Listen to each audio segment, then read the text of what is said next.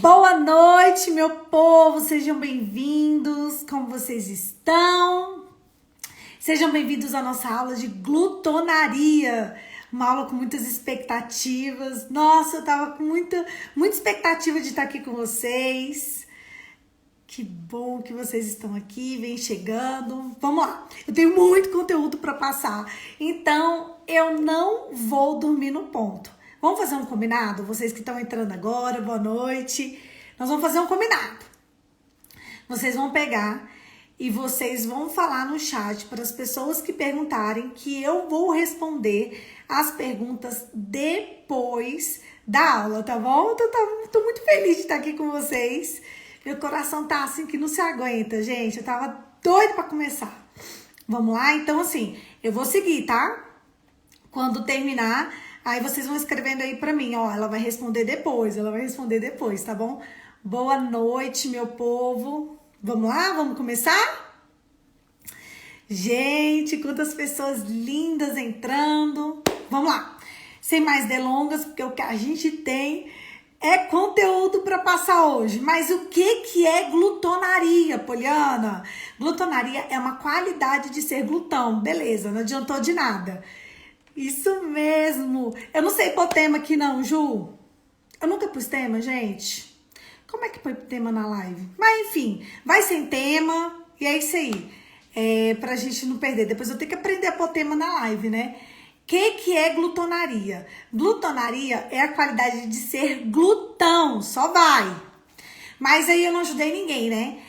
O glutão, ele é um indivíduo que ele age com voracidade. Já vou começar a melhorar a nossa ideia. Que é uma grande vontade excessiva. É um apetite ou uma vontade excessiva. E ele também age com avidez. Meu Deus, só tem palavra difícil hoje, Poliana. Calma, gente, eu vou traduzir tudo aqui. Que é um desejo inflamado, intenso. O glutão, ele é aquele que come demais, bebe demais, mesmo que já esteja satisfeito, pelo simples prazer de comer ou de beber, ou de algum outro vício que a gente vai conversar sobre isso até o final dessa live. Ele está relacionado com o egoísmo, pois a pessoa ela não se contenta com o que tem, ela sempre quer mais. O glutão ou a gula, ela está relacionada a uma forma de cobiça. Por que a glutonaria é tão prejudicial? Será que não é ruim, gente? A gente comer, comi. Ai, que delícia, né? Bebi. Esse Jesus estava conversando com uma pessoa e ela falou assim, só consigo sair se for para beber para cair. Eu, você vai estar na minha aula de glutonaria, né? Tô aqui olhando para ver se ela chega aqui. Mas vamos lá. Mas por que a glutonaria é tão prejudicial? E agora a gente já entra numa camada mais intensa, mais profunda dessa live. Porque ela faz parte dos 7 pecados mortais.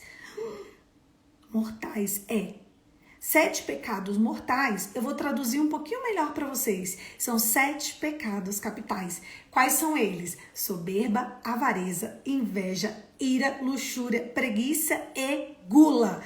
E o que é mais grave disso tudo? É porque todos os 7 pecados mortais que nos levam à morte, eles fazem parte de nos tornar idólatras.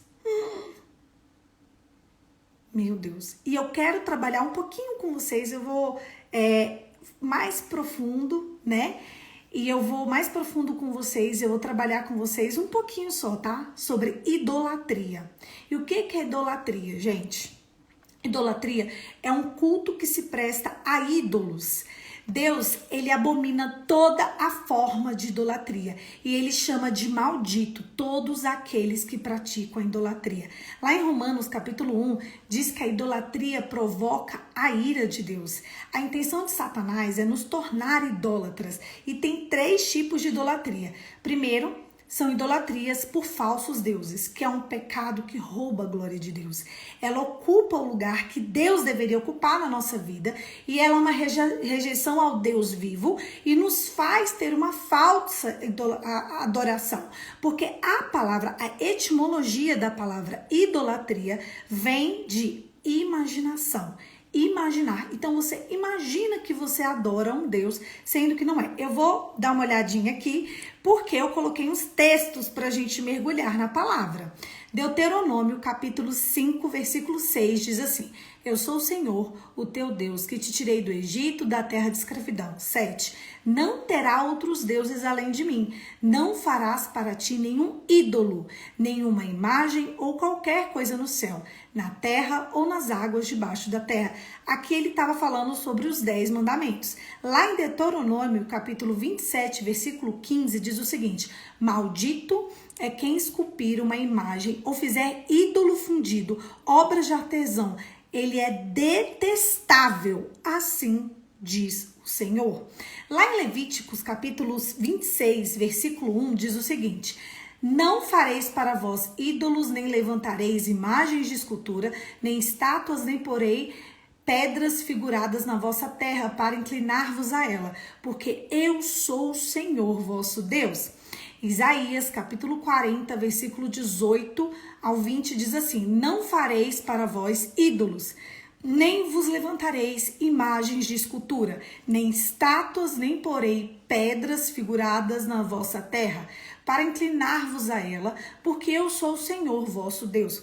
A gente tem um problema sério no país, no nosso país, Brasil, porque a gente não é bem cristão, nós somos sincretistas religiosos, né? Por toda a formação que nós tivemos aqui. Então nós tínhamos índio, os índios eles adoravam tudo que tinha em relação à natureza. Então o sol era um deus para ele, a água era um deus, os animais eram deus. Então a gente vem desse contexto, veio também trazendo os negros com as suas religiões afrodescendentes, a sua religião afro.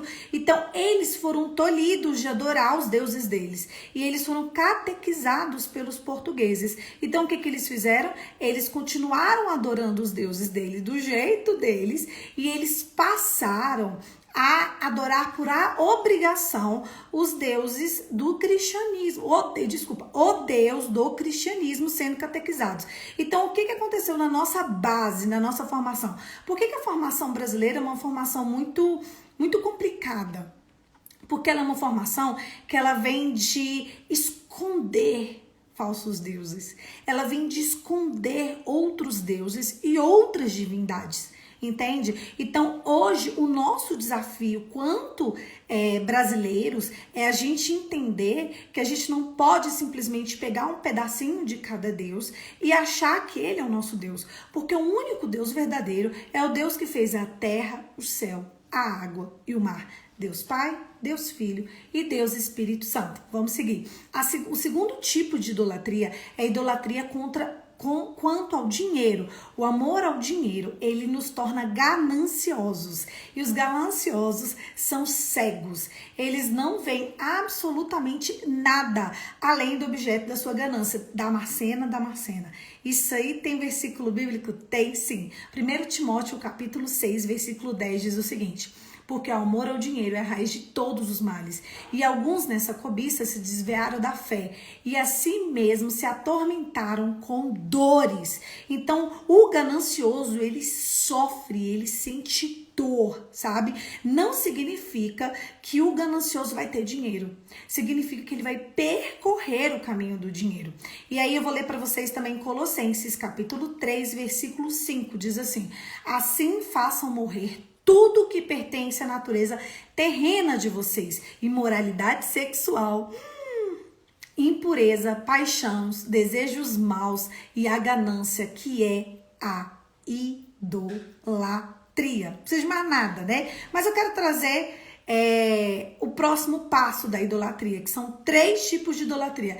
Idolatria por pessoas, o amor excessivo a si e ao outro, admiração exagerada por uma pessoa ou por si mesmo.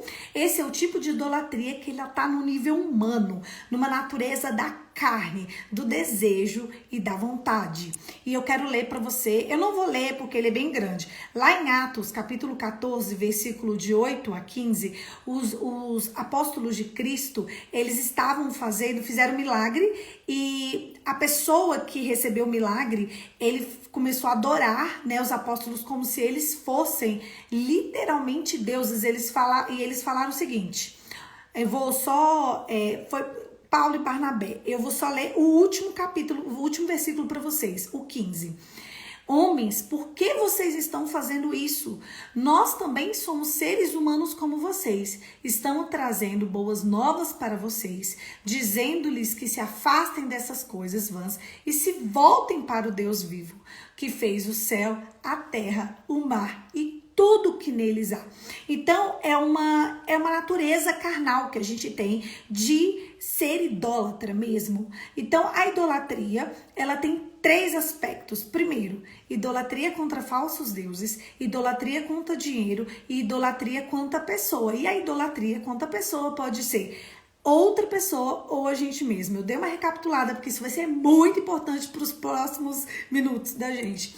E eu vou continuar lendo Deuteronômio, capítulo 5, versículo 21. Diz assim: não cobiçará, então vamos voltar nos 10 mandamentos? Diz assim: não cobiçará a mulher do teu próximo, não desejarás a casa do teu próximo, nem a sua propriedade, nem o servo, nem a serva, nem o boi, nem o jumento, nem coisa alguma que lhe pertence. Ou seja, a gente pode definir um sentido de idolatria agora um pouco mais abrangente, ou como qualquer dedicação ao amor excessivo, prestado a alguém ou a si mesmo.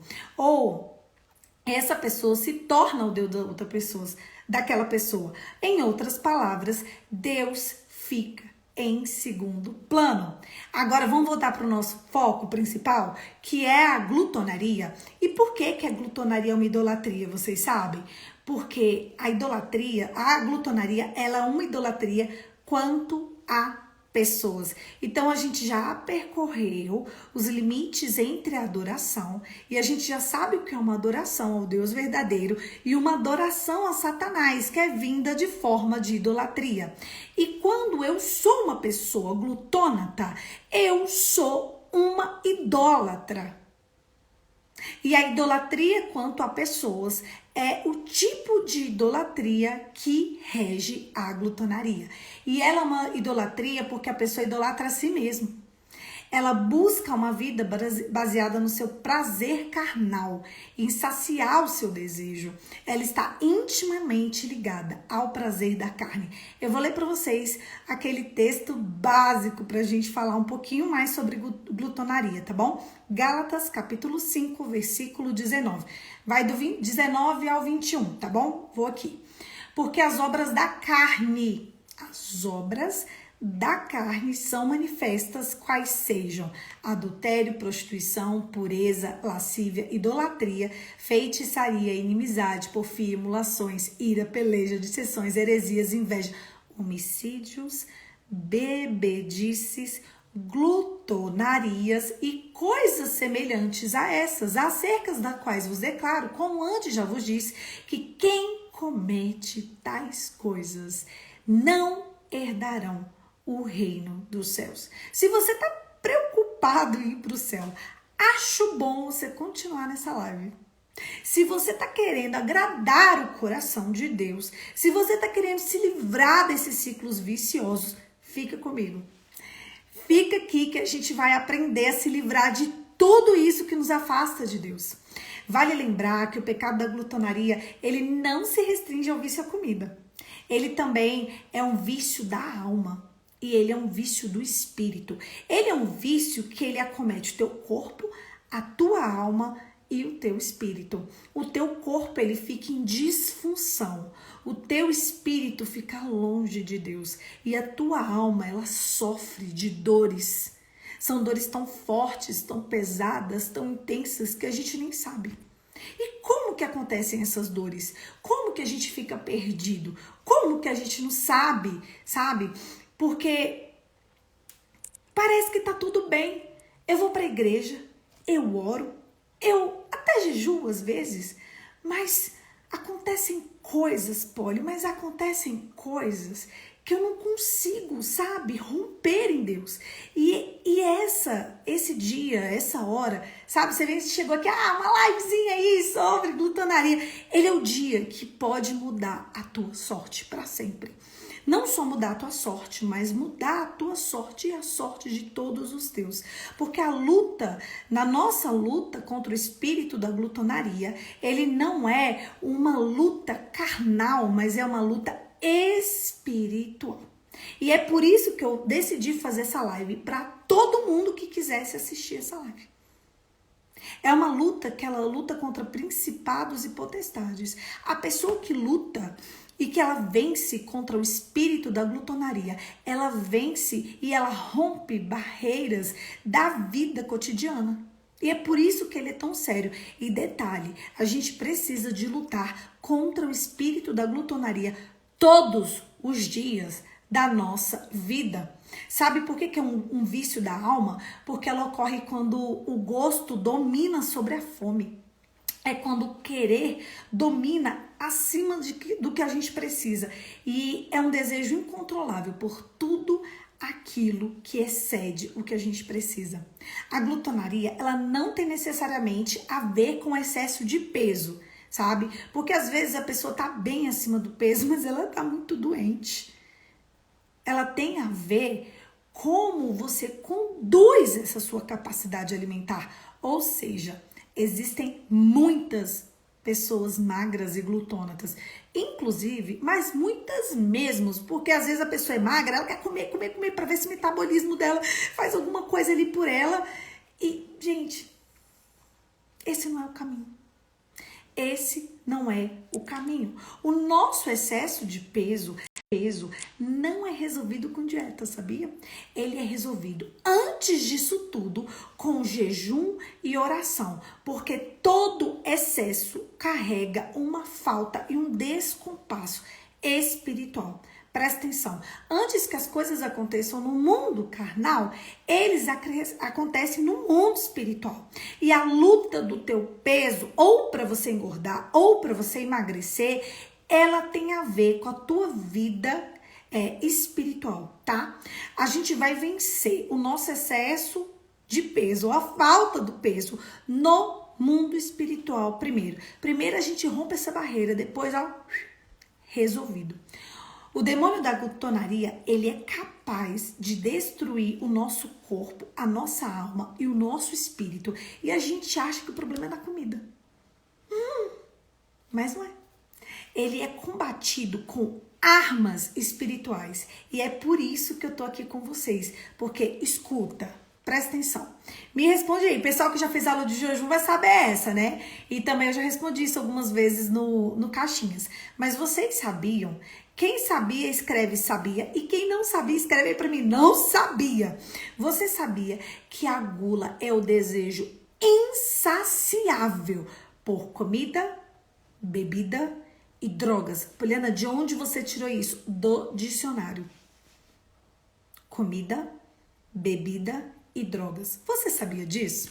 Vai escrevendo aí pra mim que eu vou ler uns textos pra gente embasar isso na palavra, tá bom? Tá lá em 1 Pedro 4:1. Ora, pois, já que Cristo padeceu por nós na carne, armai-vos também vós com os mesmos pensamentos. Vocês tudo estão colocando aí, sabia que vocês fizeram a aula, né? Aprendi com vocês, isso mesmo. Não sabia. Vamos lá.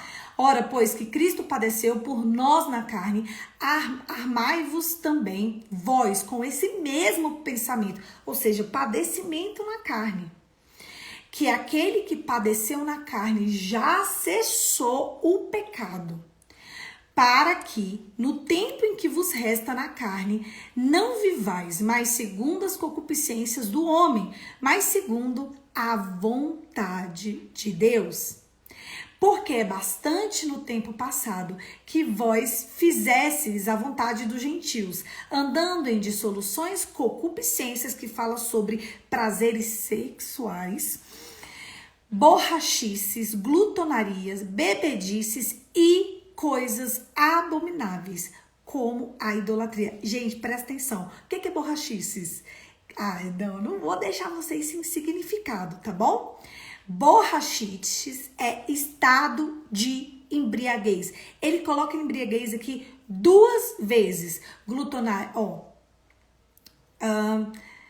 Porque é bastante no tempo passado, da vida que fizesse a vontade dos gentios, andando em dissoluções, concupiscências, que tem a ver com desregramento sexual, borrachices, que é estado de embriaguez, glutonarias e bebedices, estado de embriaguez e bebedices, e abomináveis idolatrias.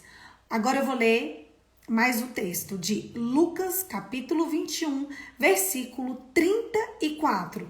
E olhais por vós, que não aconteçam os vossos corações se carreguem de glutonaria ou embriaguez, e cuidados da vida. Em algumas traduções dizem prazeres sexuais desregrados.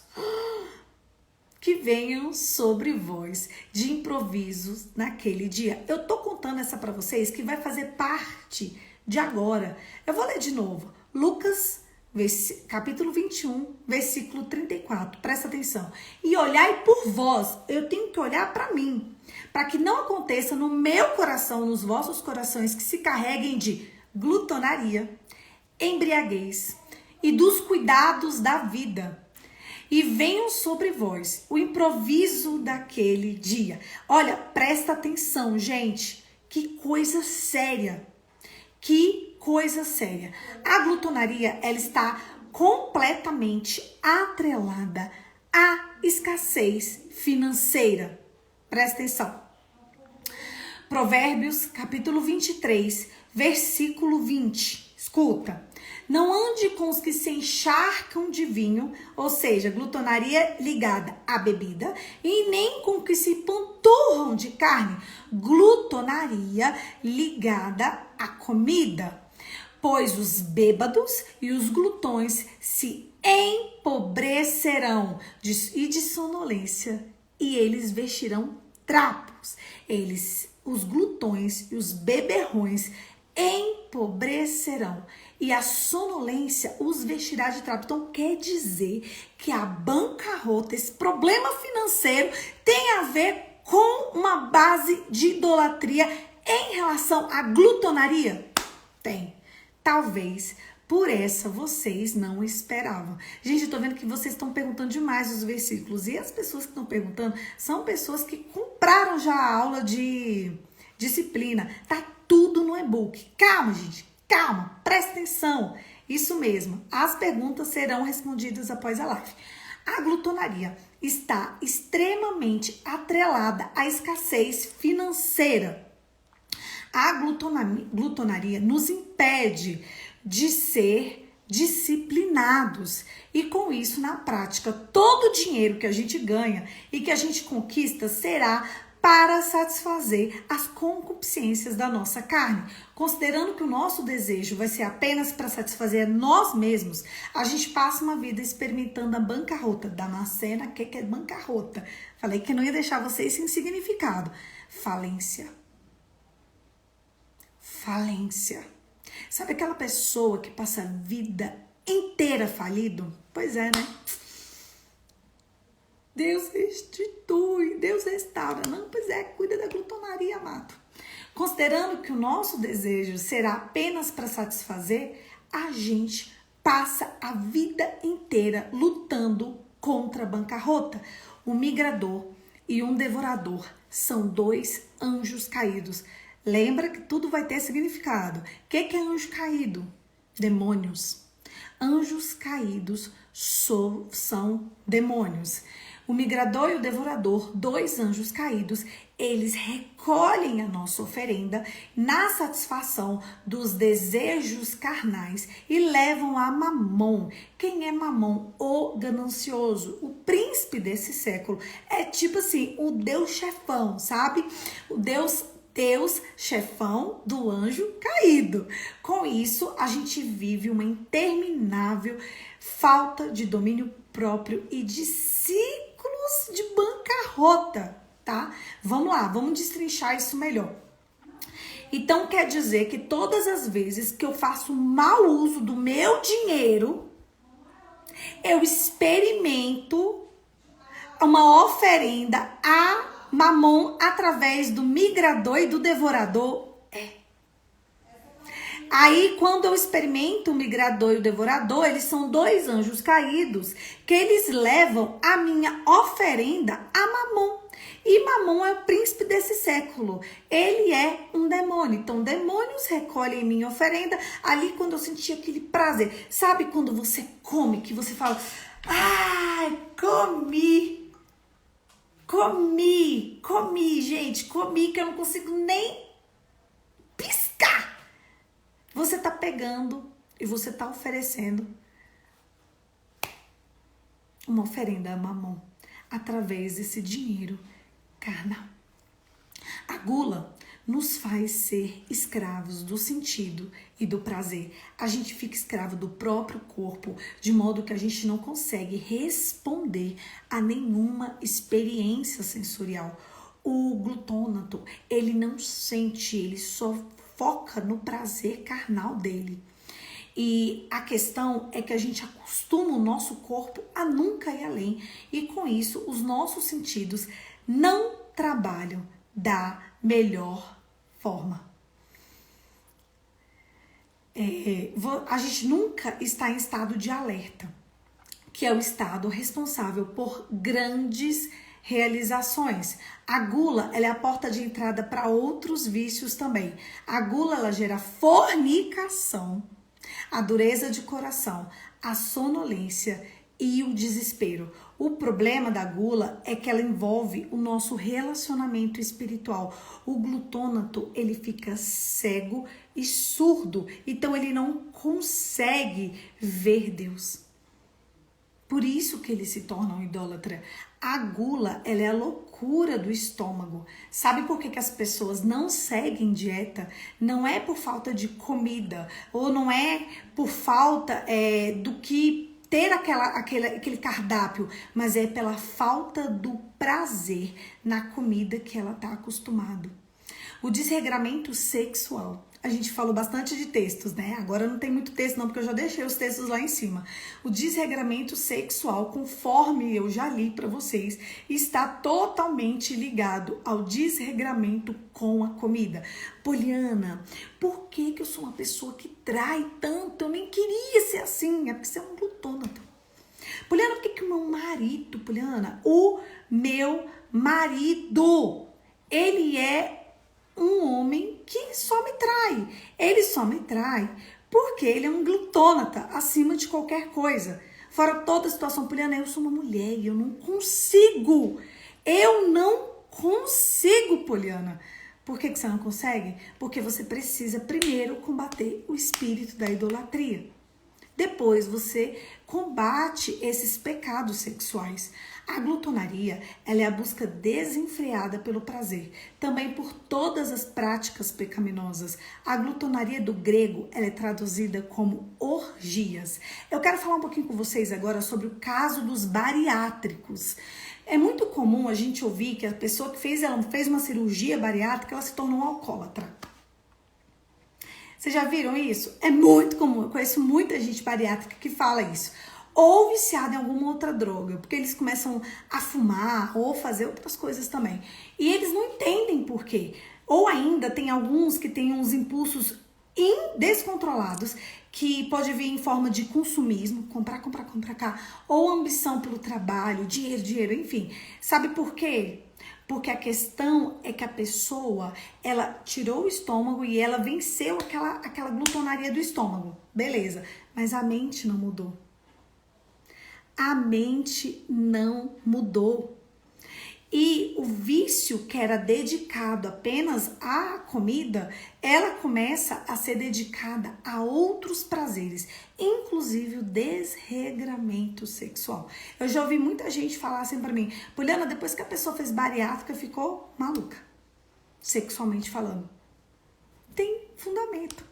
Tem fundamento porque a pessoa não tratou aquilo que tinha que ser tratado, que era a glutonaria. E o mais importante é tratar o peso e combater o espírito da glutonaria. Senão, ele vai continuar aprisionando aquela pessoa.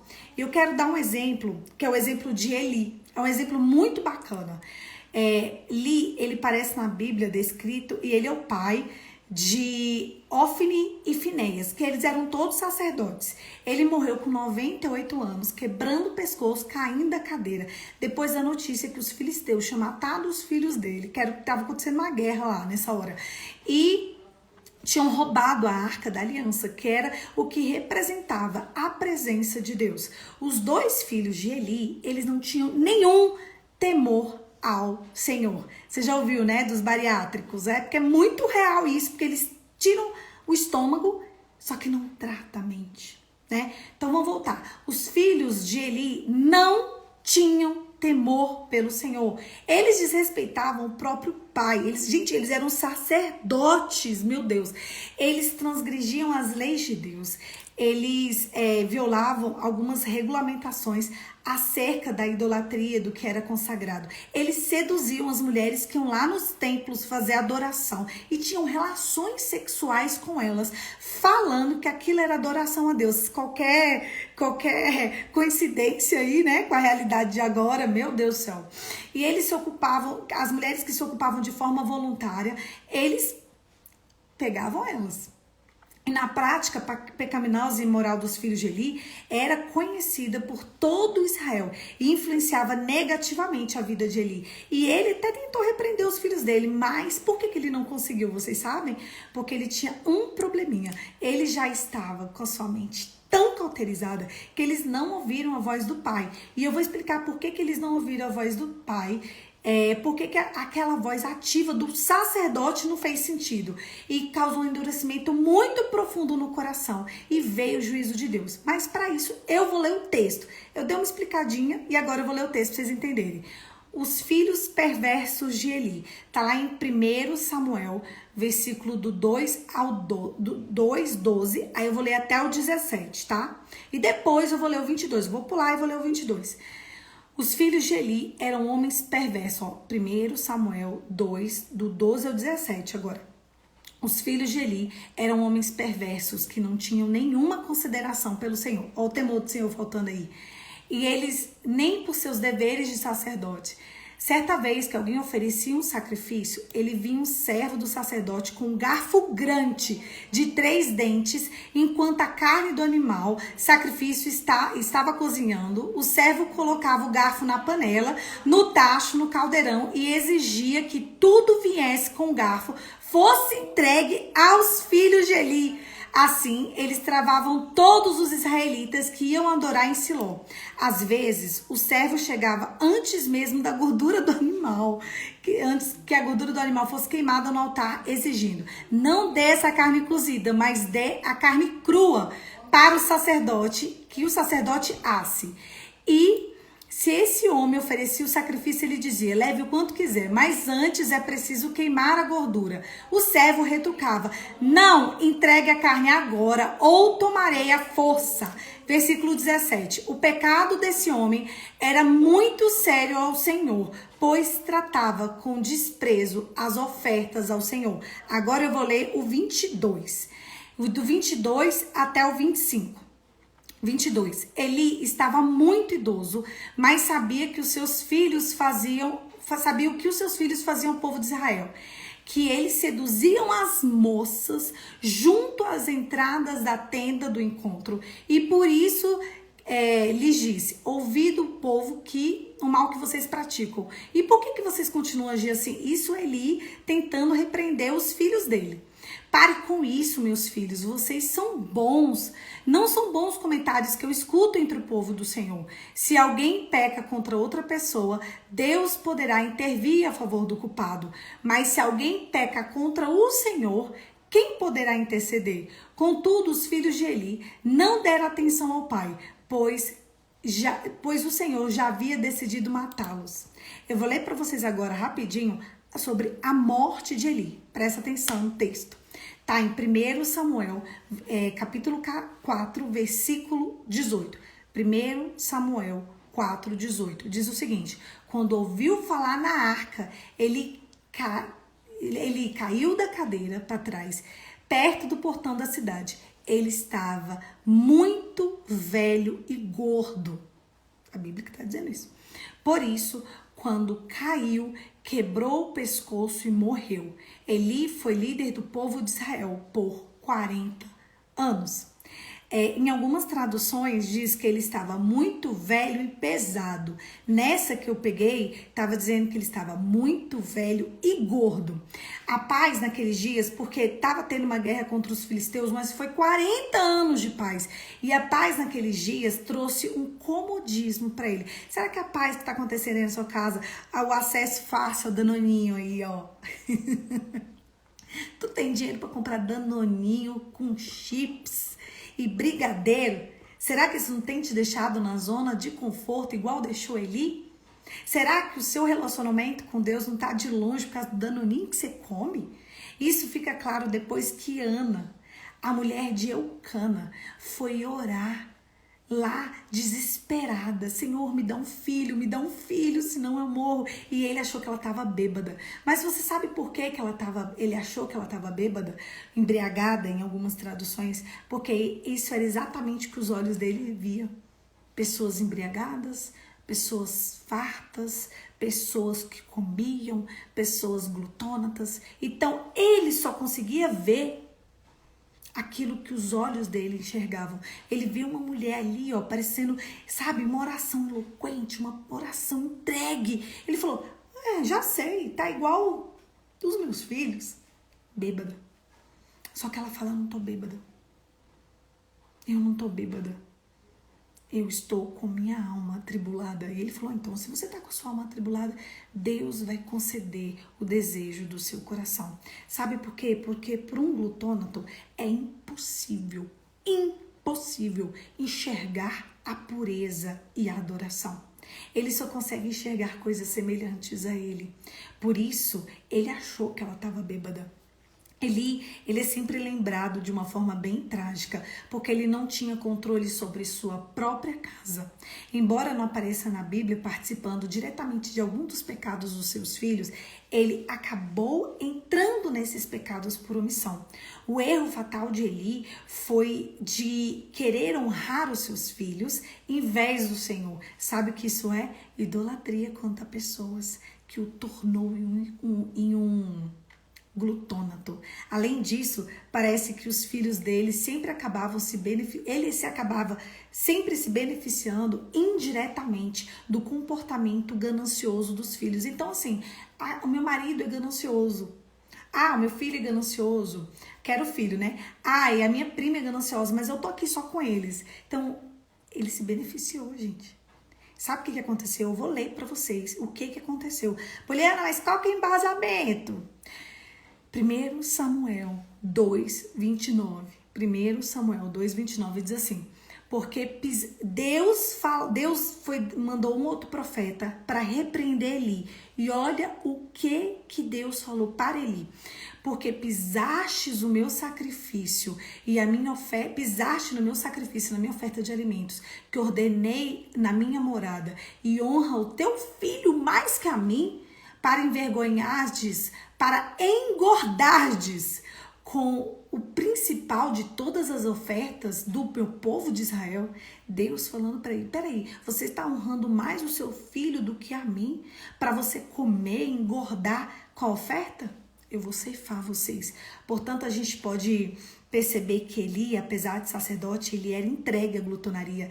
E o resultado disso foi uma cegueira espiritual. Ele se torna escravo dos seus sentidos. E toda a forma de combater a concupiscência dele, da casa dele, não deu.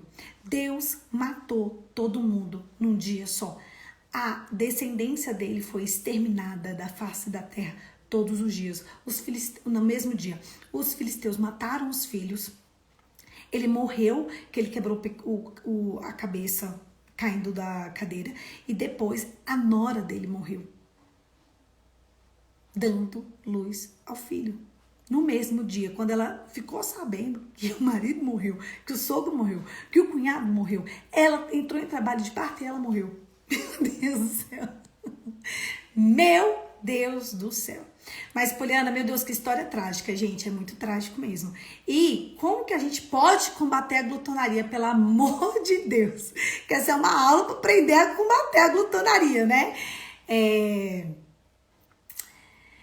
A melhor forma é através do jejum e da oração, porque a gente mata a nossa carne através de um comportamento. E eu quero falar agora com vocês sobre educar a nossa vontade. Nós, seres humanos, somos dotados de inteligência. Por isso que a gente possui a capacidade de educar a nossa vontade. E assim, não ceder aos nossos desejos carnais. A inteligência, ela nos leva à felicidade. Um animal, ele não busca felicidade. Um animal, ele busca satisfazer o desejo da carne dele. Então, ele age por instintos. E a gente não pode simplesmente agir por instinto, senão a gente vai se comportar feito animais. Por isso que a gente às vezes procura e não acha nada, porque a gente começa daí um ciclo vicioso. A gente quer ser feliz, mas entanto a gente entra numa desordem e a gente acha que a nossa felicidade, ela está no prazer de comer um brigadeiro ou de ter uma relação sexual. Ou conseguir uma quantia de dinheiro, só que depois que a gente consegue o brigadeiro, a relação sexual ou dinheiro, sabe o que acontece? A gente não consegue preencher o nosso espírito. E aí, a nossa inteligência e as vontades, elas existem para serem treinadas. E o espírito, ele é o grau mais elevado da nossa consciência humana. E depois disso tudo vem um vazio. E aí, a gente quer buscar de novo. E ali vem cada vez mais um desejo insaciável. E dessa vez começa a aumentar. Então um brigadeiro não funciona, agora tem que ter brigadeiro e sorvete. Uma relação sexual não funciona, então agora a gente tem que ficar 3 horas vendo filme pornô. E ali não funciona, e a gente tem que ganhar mais dinheiro e tem que subir em cima de qualquer pessoa. Porque a busca da felicidade, se ela não tiver atrelada à nossa inteligência, não adianta. Educar a nossa vontade exige um esforço, por isso a pessoa não consegue. Se ela não tiver um desmembramento da visão espiritual das coisas. A vontade, gente, foca em mim, esquece, você está preocupado com isso, com coisinha? Já dei print, bloqueia, daqui a pouquinho bloqueia, acabou. Esquece, só entrou para tumultuar. Foca em mim, não desvirtua. É porque o inimigo, o que ele faz? Ele pega e ele vem aqui na cabecinha de algumas... Isso mesmo, não liguem. O inimigo, ele vem, ele entra na cabecinha de algumas pessoas para desvirtuar. Não tô nem aí, eu não tô ligando para esses comentários aí que tem nada a ver, todo esse sentido. Acontece isso em live. Por isso que às vezes a gente faz umas lives privadas, é por causa dessas coisas. Mas aqui eu quero que vocês foquem em mim e não se distraiam com o distraidor, porque ele já tá aqui, ó, no print. Eu já fiz o print para bloquear. Acabou, gente. Vambora. Isso mesmo. Esquece, gente. Esquece. Vamos lá. Educar a nossa vontade exige muito mais esforço. Por isso que a maioria das pessoas não conseguem.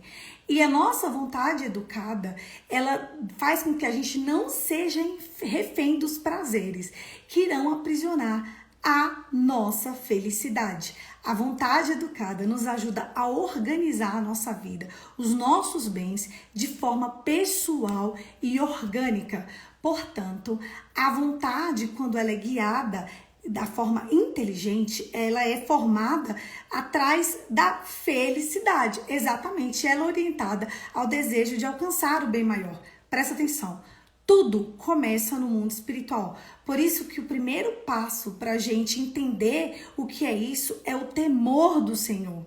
O temor. O que é um glutônata? Ele não teme ao Senhor. O começo de tudo é o temor do Senhor. O temor do Senhor é o que faz uma pessoa querer a salvação, desejar a salvação. E o glutônata, ele não teme o Senhor porque ele idolatra e ele ama o próprio corpo dele. Então o desejo carnal, ele vai na frente da reverência a Deus. Vocês entendem o tanto que isso é pesado, profundo e intenso? O temor do Senhor é o princípio da sabedoria e ele é a chave do conhecimento, sabe? O temor do Senhor é o que nos faz perseverar. E amar a Deus com paixão tem a ver com a nossa reverência. Abrir mão do nosso desejo carnal por temor ao Senhor, fará a gente alcançar lugares que a gente jamais pensou em pisar. Mas como que a gente coloca isso na prática, Polly? Fazendo micro sacrifícios em nossa rotina diária. Como assim? Dificulta um pouco aí sua vida, pelo amor de Deus. Tenta passar um dia sem que você tenha prazer carnal seu. Alguma coisa, sabe? Eu vou comer um pedaço inteiro de pudim. Não, você come a metade. Não, tem dias e dias em que você não seja o foco. Jejua. Jejue. Inicialmente, faça pequenos jejuns entre uma refeição e outra. Tira o beliscar, sabe? É importante a gente começar a tentar fazer algum jejum. E não se esqueçam que jejum é comida. Para isso, não negocie com você mesmo. Sirva alguém todos os dias e tenha cuidado para você não ser o centro da sua vida. E qual que é a virtude que é contra a glutonaria? É a temperança. O que é a temperança? É a moderação, o equilíbrio e a parcimônia.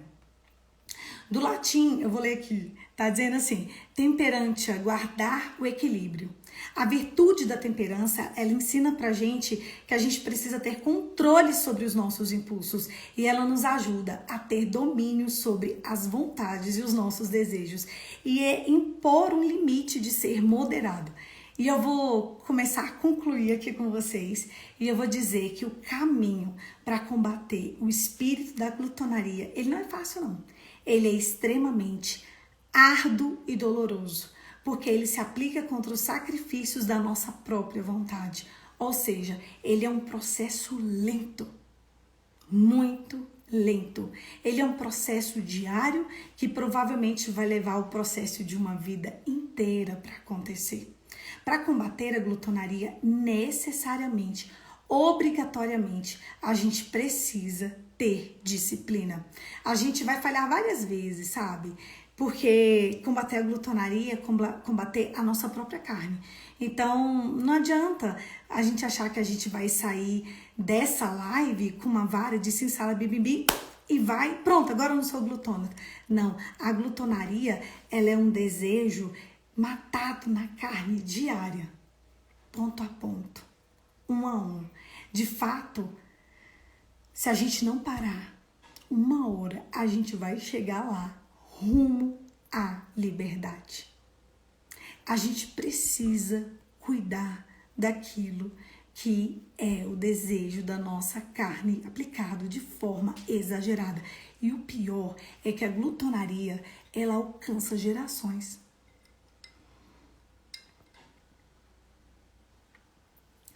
Você precisa vencer a glutonaria, não só por você, mas por você e pelos seus. A glutonaria, ela precisa ser vencida por você e pelos seus. E o dia que você consegue vencer a glutonaria, a hora, o momento, o ano que você conseguir vencer a glutonaria, portas espirituais serão abertas e estarão à disposição para você entrar. Tudo começa no mundo espiritual. Às vezes a gente não entende por que a gente faz dieta e nada. Quantas pessoas passam uma vida inteira tentando lutar contra a bebida? Quantas pessoas passam a vida inteira tentando lutar contra a comida? Quantas pessoas passam a vida inteira lutando contra desejos de vícios, de drogas mesmo? Quantas pessoas passam a vida inteira na bancarrota ou passa a vida inteira lutando contra desejos carnais inapropriados? Mas às vezes a pessoa está tentando se organizar financeiramente. Às vezes a pessoa está tentando comer melhor. E na verdade, o que tem roubado toda a vida daquela pessoa é o espírito da glutonaria. Eu vou contar um testemunho aqui. A gente tem uns minutos, tem sim. E eu vou contar uns testemunhos aqui pra você. Teve uma amiga minha, que ela tá aqui na live, ela tá aqui, comenta aqui. E a gente teve uma conversa e a gente falou algumas coisas, falamos algumas coisas a mais e várias coisas que eu disse hoje. Falei pra ela, essa conversa tem 1 mês. Ela tá aqui, ela emagreceu 7 quilos. Porque eu disse pra ela, o seu problema é que você tá tentando vencer o que você come. Só que você tem uma luta, tá vendo? Ela tá aqui. Ela tá aqui, ela tá falando ali, ela mesma. Sua luta não é contra carne nem sangue, mas é contra principados e potestades. O dia que você entender, pode, mas eu não consigo, eu tento, eu não consigo. O dia que você entender que a sua luta tá numa esfera espiritual, você consegue vencer a área carnal. E como que você consegue vencer a área carnal? Com ato de disciplina. Jejum, oração e um ato de disciplina. Eu só falei isso pra ela. Qual disciplina, Poliana? Uma disciplina carnal. Algo que diga pro teu corpo, eu mando. Não é o meu desejo que manda, sou eu que manda. 1 mês, 7 quilos. Faça essa bênção aqui pra nós, todo mundo quer. 1 mês, 7 quilos depois. Gente, eu tô muito feliz de estar aqui com vocês. A gente encerrou num tempo bom. Eu quero dar um presente pra vocês que tá aqui na live. Todo mundo, hoje vai ser o último presente. Presta atenção. Presta atenção e prepara o print. Quem apresentar o print dessa live e não tiver comprado a aula de disciplina, olha ela só celebrando aí. Presta atenção. Só vai ser pra hoje. Só vai ser nessa live. Quem não tiver comprado a aula de disciplina, agora eu abri para todo mundo vai poder comprar a aula de disciplina com desconto, mas precisa apresentar o print dessa live hoje, tá? Poliana, se eu apresentar amanhã não vale. E se eu apresentar depois de amanhã, não vale. Para aula de preguiça vai valer? Não vale. Na aula de preguiça não vai ter desconto. Eu quis privilegiar vocês que estão aqui nessa live por causa da aula de domingo. A aula de domingo que vai ser sobre disciplina. Vou dar técnicas de disciplina para a gente vencer várias coisas da nossa vida. Então, como que vai funcionar? Tu me manda o print dessa live agora. Tá todo mundo fazendo print? Faz o print, me manda no direct que você vai ter o direito de ter essa aula com desconto. O mesmo desconto que eu dei pro pessoal da aula de jejum. Então é isso, para hoje eu tenho aqui com vocês ainda 8 minutos. Eu vou... Ah, tá, ela travou. Então, presta atenção, Josi, eu dei o desconto para quem fazer um print, eu vou dar o desconto nessa aula, na aula de disciplina, tá bom? E aí a gente bloqueia esse moço aí, que ele tá com problema. Tá bom, gente? Aí eu falo com vocês, tá bom? Eu vou desligar agora a live.